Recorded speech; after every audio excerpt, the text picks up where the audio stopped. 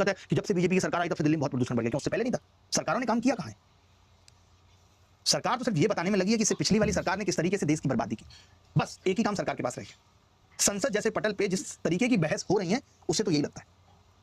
मैं तो कहता हूं कि एक दिन ये अपने गिले शिकवे आप एक दूसरे के घर बुला के खत्म कर लीजिए कि क्या प्रियंका की दादी ने किया, क्या प्रियंका के बाबा ने किया, और खत्म करिए। और उसके बाद फिर संसद के अंदर बेरोजगारी, पेपर लीक, कैसे आगे आने वाला भारत होगा, इस पर चर्चा करिए। और थोड़े सांसदों की भी छटनी बीच बीच में होती रहनी चाहिए। अगर कोई सांसद इस तरीके का गवारू बयान दे दे कि डॉलर से कोई फर्क नहीं पड़ता, हमारी जेब में रुपए होते हैं, डॉलर नहीं। अबे भाई, थोड़ी बहुत इकोनॉमिक्स पड़ी होती। आज जो भारत बाहर से तेल खरीदता है उसमें डॉलर जाते हैं, और जब डॉलर की वैल्यू बढ़ती है तो तेल महंगा मिलता है। तेल महंगा होगा तो ट्रांसपोर्टेशन महंगी होगी, उससे घर की चीजें भी महंगी होंगी। थोड़ा बहुत तो दिमाग रख लेते। हम पे डॉलर का फर्क नहीं पड़ेगा अगर हम अंतरराष्ट्रीय बाजार से कुछ भी नहीं खरीदते, हम पे कोई फर्क नहीं पड़ेगा डॉलर का। लेकिन हम तो मैक्सिमम चीजें, चिप, इलेक्ट्रॉनिक्स, तमाम चीजें बाहर से खरीद रहे हैं, तो हम पे फर्क पड़ता है।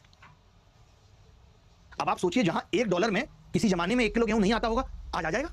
तो हमारी चीजें सस्ती जा रही हैं बाहर। तुम लेकिन बेहुदेपनी की बात करोगे। खैर, मुझे इकोनॉमिक्स से क्या मतलब है और मुझे देश कि संसद में क्या हो रहा है इससे क्या मतलब है, मत कह देना, मत कह देना। बिना पढ़े लिखे लोग राजनीति कर सकते हैं और हम यहाँ पढ़ लिख के राजनीति पे बोल भी नहीं सकते। हलवा समझाए क्या, दोनों लेके लपक लोगे। सवाल पे आ जाओ। देखो भाई, 10 पारियों का औसत 58 है, उसकी सर्वाधिक पारी को निकाल दिया जाए।